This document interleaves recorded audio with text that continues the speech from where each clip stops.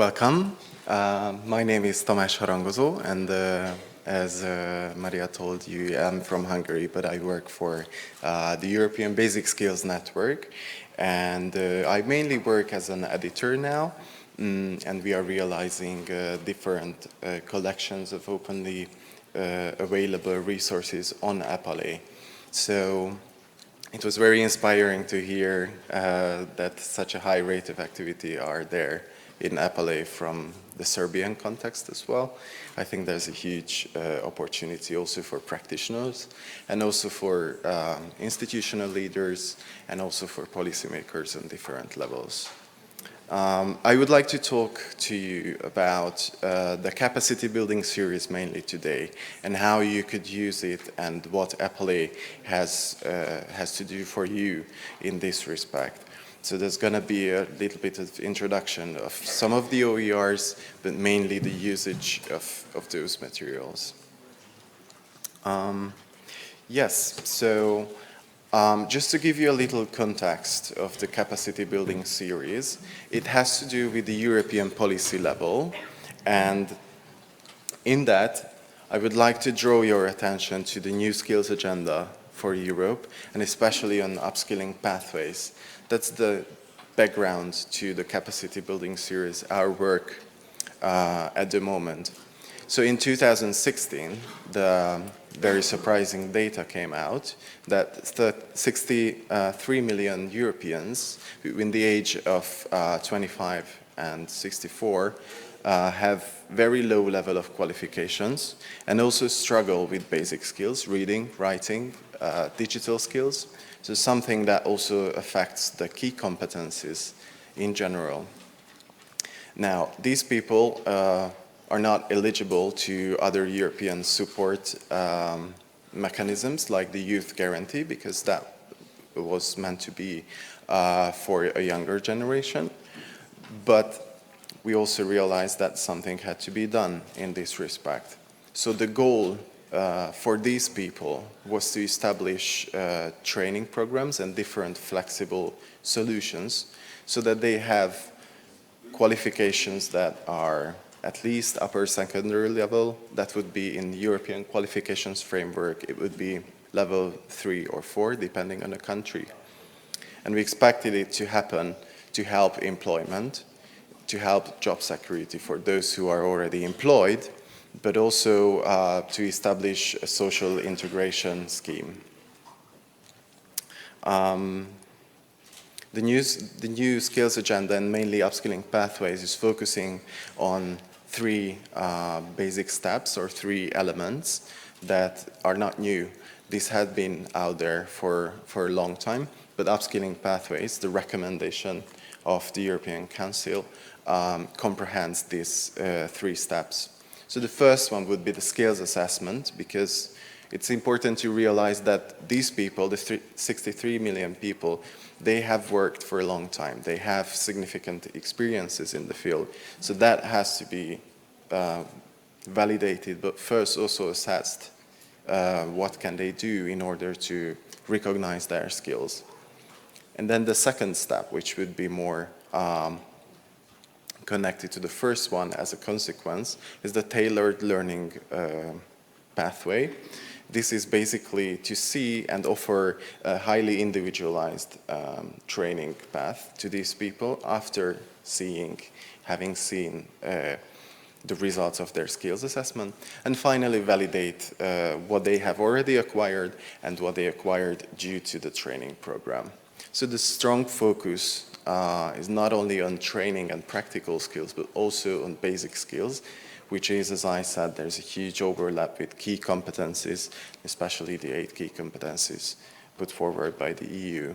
So what we call under the basic skills is literacy, numeracy, but also digital skills. But our approach is more interdisciplinary. So as you will see in the materials, it's not just training these skills as separate silos, but integrating them into major topics and dealing with them in an integrated way. But who is this for? Who is upskilling pathway for? Well, as you can see, the list of partners I heard that the majority of the attendants are from the training sector. But for the upskilling pathway, besides the training sector, practitioners, leaders, institutional leaders, it is also the ministries of education and labor, adult education centers, vet centers, but also social partners from the civil society and also from the workplace and labor market, like chambers or trade unions. So basically, the target group of upskilling pathways is a target group for our program, the capacity building program, and we would like to address them as well in our work. So how does capacity building series, our work on EPALE, relate to upskilling pathways? Well, we found that the majority of the partners that you could already see are present on EPALE. So EPALE provides a very good channel to reach them and also to communicate with them, but also to provide some resources to help implement the upskilling pathway. So in this respect, one can say that we support the upskilling pathway's implementation, but we also would like to engage with the adult education sector and provide some forms of help for them. So what do we do? What is capacity building series? Basically, it is a collection of carefully selected resources that are openly available, and they are presented in two forms. One form would be an open education resource unit that is a very nice chapter and collection of resources carefully structured and presented on EPALE. And the other form is an online course that is somewhat more flexible and requires you to be there and take part in a certain program or schedule. It is also highly directed to your self-reflection, so that you take a look at the materials, work with them, but also reflect on what is available in your country, in your institution, in your teaching practice, and combine the two. So as you could see, our target group is not only policymakers, but also practitioners and adult education centers and leaders of those institutions too.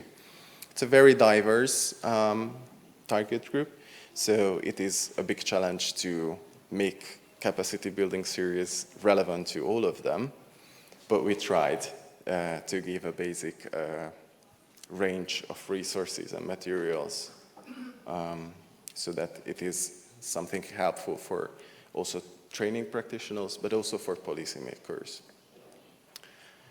The way we worked on these open education resources and MOOCs is a very reflective way. So we involved the EPALE users in reflective discussions, in online discussions, and we created a basic strategy to give it a go.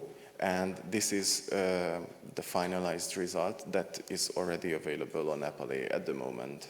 But it's a highly reflective and co-created method because we were listening to the interests and the needs of the users of EPALE and try to combine that in the capacity building series, knowing that the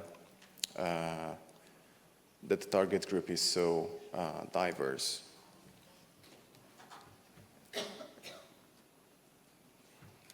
So if you take a look at the two of the main outcomes of capacity building series, there are significant differences. The open education resource itself is a very static collection of materials and resources. It is always there. You can go and check it anytime and work with it as you like. In this sense, it requires a high level of autonomy and yes, and a little bit self-directed approach towards the materials.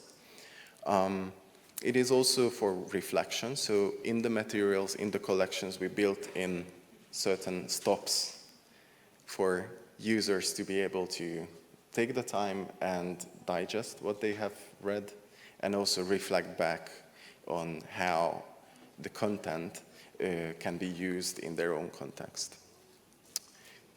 As opposed to the OERs, the MOOCs are somewhat more directed. it is based on an online course methodology. So it will be, and it's necessarily a facilitated course.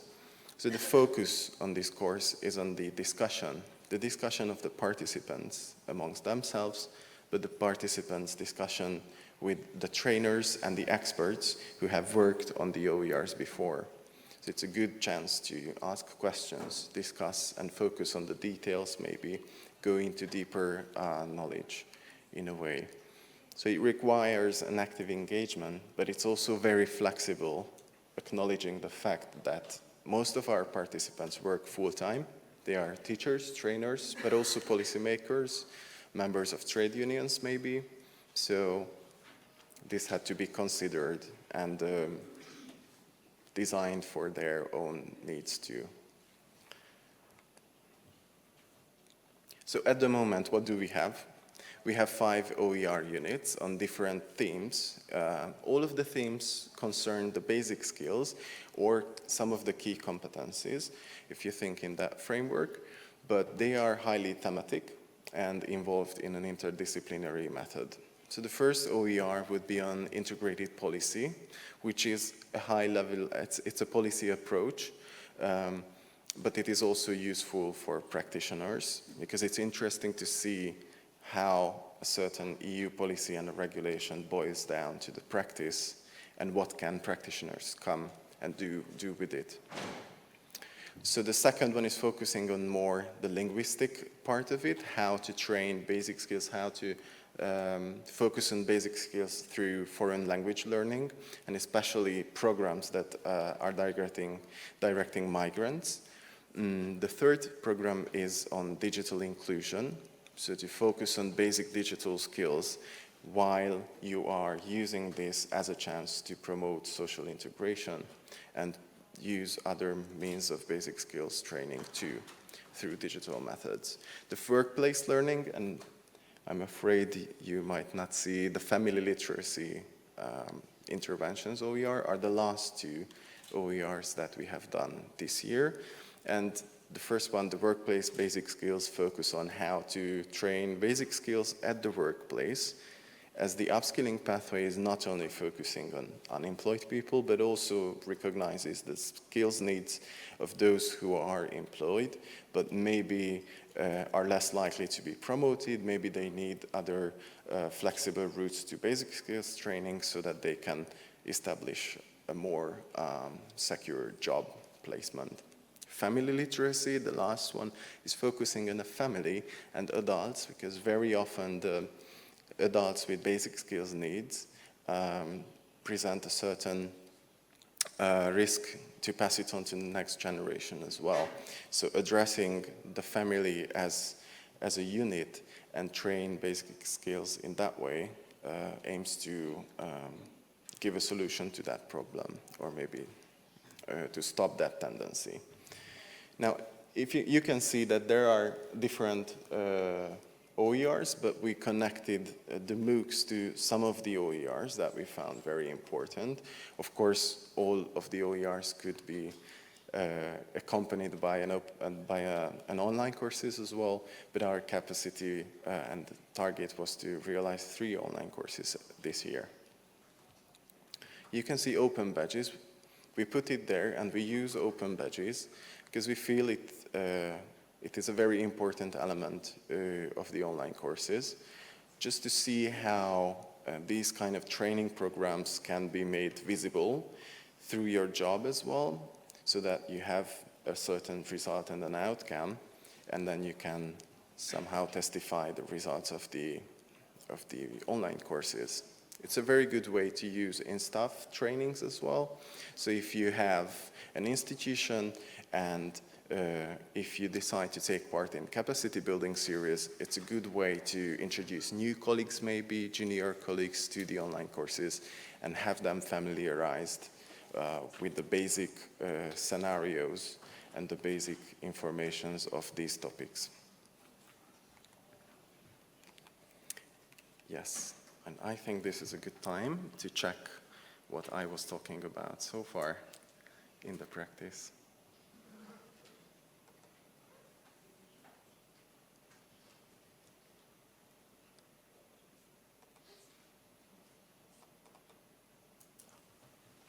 So I would like to show you how the OERs look in reality and how they are structured, just to give you a basic idea of how you can use it.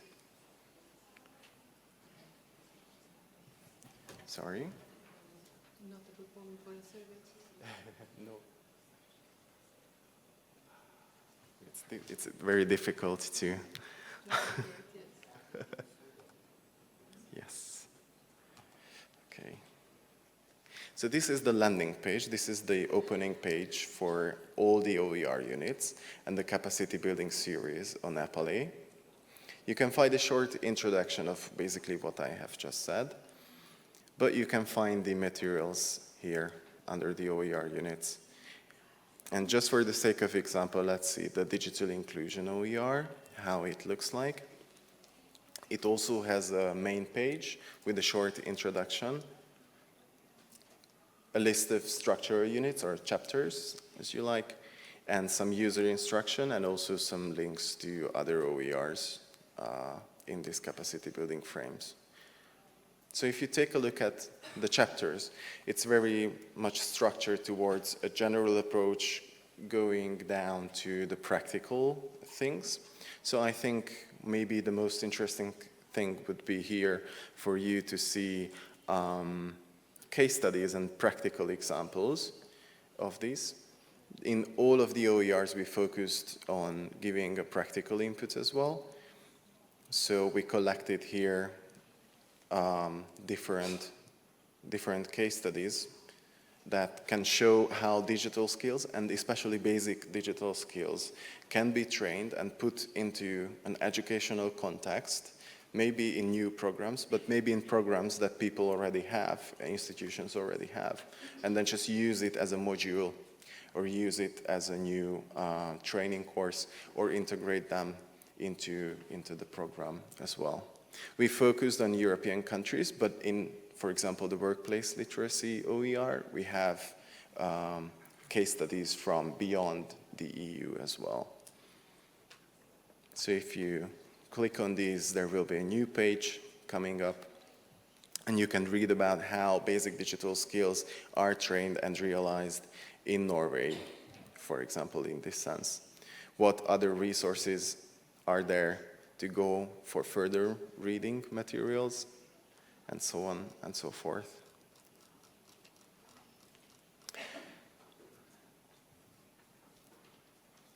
Another important chapter would be, and this is typically the first chapter of all the OERs, is the policy level. Now, even if you are not a policymaker, it is a very good idea to check the policy chapter, because there could be resources listed and presented, and also some experiences from applying for resources and programs that you can use maybe in the field. So there's always an introduction of the main policy schemes, and also we were trying to give you some further reading tips and suggestions to go into details and explore more. Now you can see that it's a long piece of written text, so you can ask how can it be reflective in a way, well, how can I reflect on my own country's field?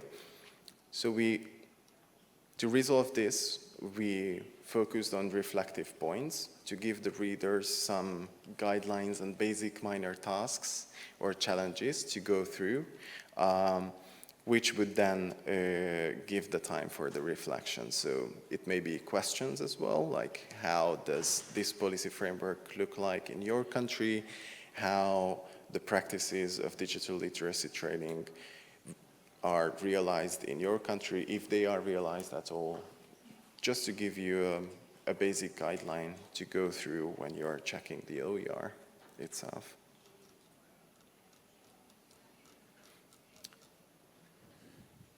Yes, in some other OERs, we were also testing different approaches to go through, different approaches to the OERs themselves. So you can, of course, go through the chapters one by one look into details, and then continue from chapter 1 to chapter 2, and so on and so forth. But you can also just see the resources. Because if you have gone through this guided way of doing the presentation and doing the OER once, you not necessarily have to do that again.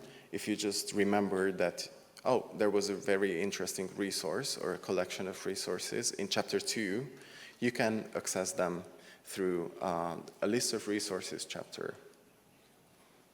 So it also comes with some notes on policy and based on the chapter structure. But these would be the main building blocks of the OER in terms of the resources.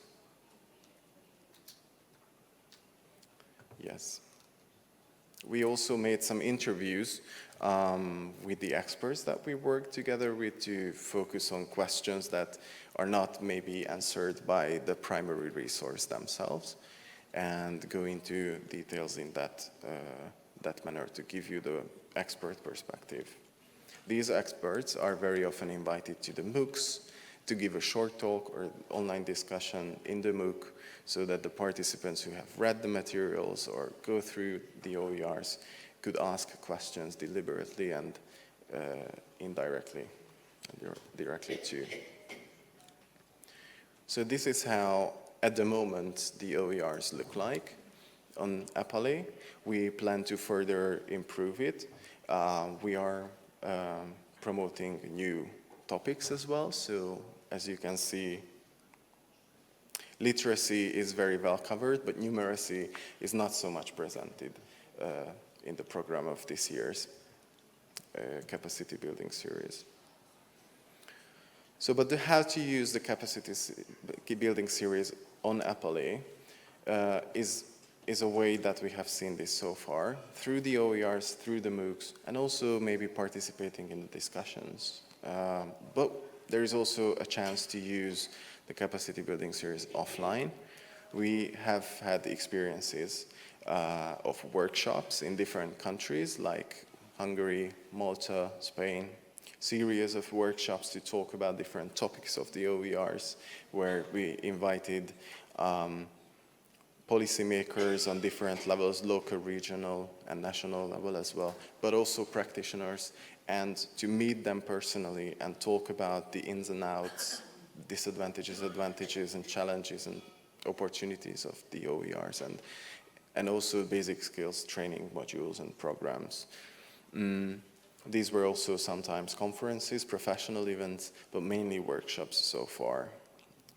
We also would like to continue with webinars. It could also be a good example of engaging the practitioners, but also the policy makers. But it's also a good way to organize NSS webinars on the language, the national language of the country and the NSS. Because for us, in the capacity building series, it's a big challenge to reach policymakers in different countries, and different NSS groups provided immense help in this, because they channel the materials in their own professional network. But for us, directly, it's almost impossible. So it's a very good way to raise awareness on upskilling pathway, but also on basic skills training, key competence training too. So basically, this is everything I wanted to say and show about the capacity building series for now. But do engage with the materials if you find it important and if you find it relevant to your job. We signed up for 5 themes, as you have seen, a policy theme, and from workplace literacy to family literacy, but there could be other materials. And in the collection of resources, there are a wider range of themes as well that you can find. These were just the main field. But the worth and the value of the capacity building series is always by the usage instruction. So if you use them, please provide us with feedback if you can. There is always a short survey in the beginning of all the OERs, and this is a huge help for us to make capacity building series useful for you and to improve them. So thank you very much for your attention, and wish you a successful conference.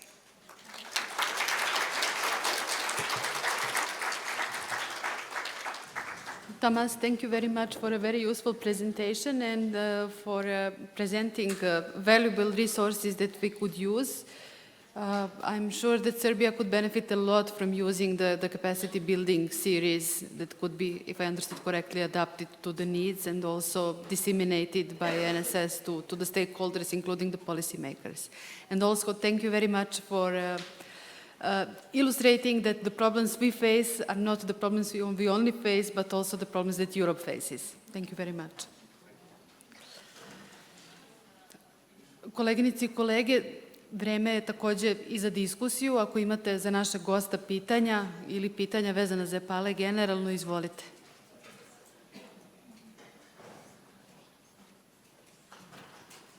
Izvolite. Sad će mikrofon. Dobar dan svima prisutnima. Hvala vam što ste mi dali reč i pružili priliku da govorim. Ja sam Aleksandar Bogdanović iz Centra za razvoj inkluzivnog društva i radim trenutno na projektu unapređenja specijalnog obrazovanja u Republici Srbiji. I ova konferencija mi je jako važna zbog toga što većina osoba sa invaliditetom, odnosno deca sa smetnjama sa razvojem, kad završe formalno obrazovanje u specijalnim ili u redovnim školama, posle toga postoji socijalni problem koji niko neće da rešava u smislu da ih zapošljava. U Srbiji postoji svega 65 poslodavaca koji su se specijalizovali za to, sa nejasnom regulativom kako to da reše. I mene prosto zanima, pošto sam čuo ocenjeno pomoćnika ministra da je izjavio 75% populacije su pretežno Romi, koji se nalaze u tih 65 institucija specijalizovanih za obrazovanje odraslih. Kako rešavate ovakvu situaciju i kakve su vaše sugestije kada su u pitanju osobe sa invaliditetom koje čine 14% u Republici Srbiji, a od kojih su najmanje polovina dovoljno funkcionalni da bi mogli da obavljaju poslove za koje ne zahtevaju visoke kvalifikacije? Hvala vam.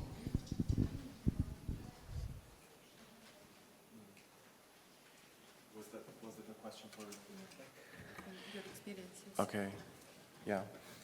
So in our experiences, we haven't yet so far focused on the question of disability in the capacity building series, because we wanted to start with a general approach and going to specific fields later on. But of course, the specific fields can also be taken on a horizontal level and introduced that way.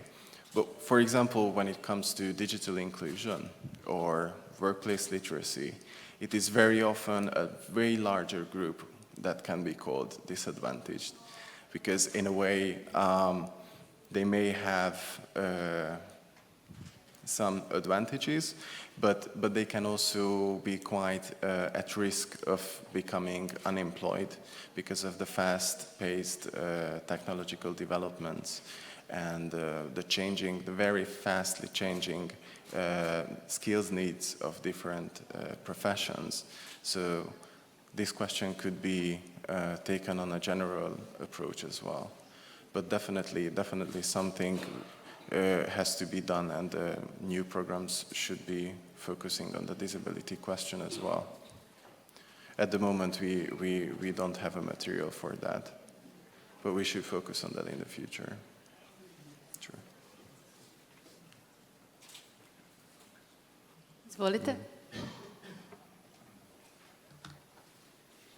Ako je tema zapošljavanje lica sa invaliditetom iz prelaska iz obrazovnog sistema, ako je to nešto što zanima, da kažem, veći broj vas, jer jeste definitivno nešto što je prožeto poteškoćama, mi možemo da razmotrimo možda scenariju država koje su to uspele koliko toliko da amortizuju, neću da kažem reše, jer mislim da nijedna evropska zemlja to nije u potpunosti rešila, ali gde postoje kakva takva iskustva, pa da možda neki od budućih događaja fokusiramo na tu temu, tako da zaista vas pozivamo da koristite ili prostor za ovu diskusiju u staromodnom smislu ili EPALE portal.